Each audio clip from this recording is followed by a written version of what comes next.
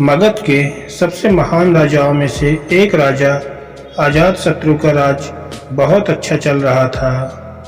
किंतु कहते हैं ना, समय हमेशा एक जैसा नहीं रहता।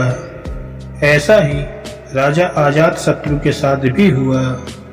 राजा कई मुश्किलों से घिरे हुए थे और उन मुश्किलों से बाहर नहीं निकल पा रहे थे। उन्होंने कई युक्ति भी अपनाई, लेकिन असफल रहे। एक दिन उनकी मुलाकात एक तांत्रिक से हुई। राजा ने तांत्रिक को अपनी मुश्किलें बताई।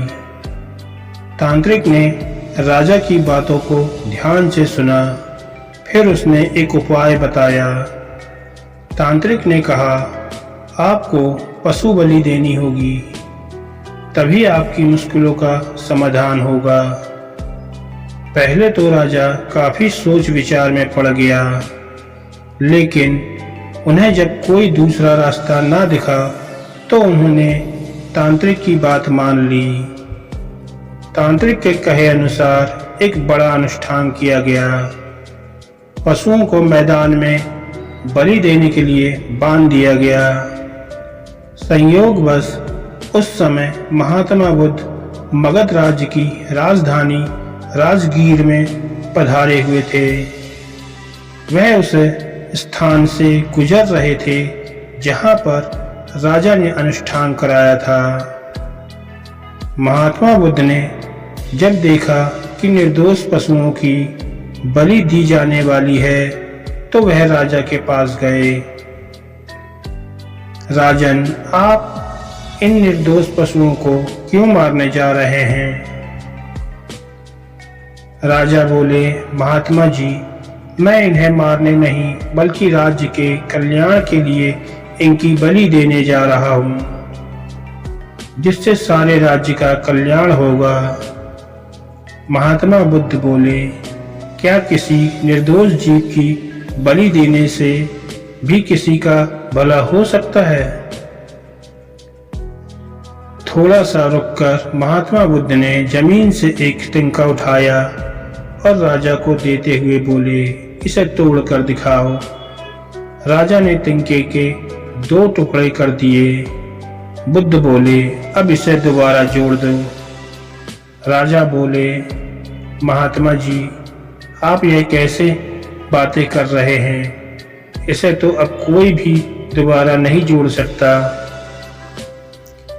तब बुद्ध राजा को समझाते हुए बोले, राजन, जिस प्रकार इस तिनके के टूटे जाने के बाद आप इन्हें दोबारा नहीं जोड़ सकते, ठीक उसी प्रकार जब आप इन पशुओं की बलि दे देंगे तो ये निर्दोष जीव मर जाएंगे और आप इन्हें दोबारा जिंदा नहीं कर सकते, बल्कि इनके मरने के बाद आपको जीव हत्या का दोष लगेगा और आपकी मुश्किलें कम होने के बजाय और भी कई अधिक बढ़ जाएंगी, क्योंकि किसी भी निर्दोष जीव को मारकर कोई भी व्यक्ति खुशी प्राप्त नहीं कर सकता।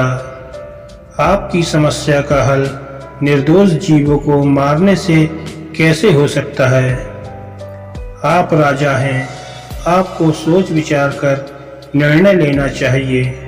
अगर आप सच में अपनी मुश्किलों का हल चाहते हैं तो दिमाग से काम लीजिए।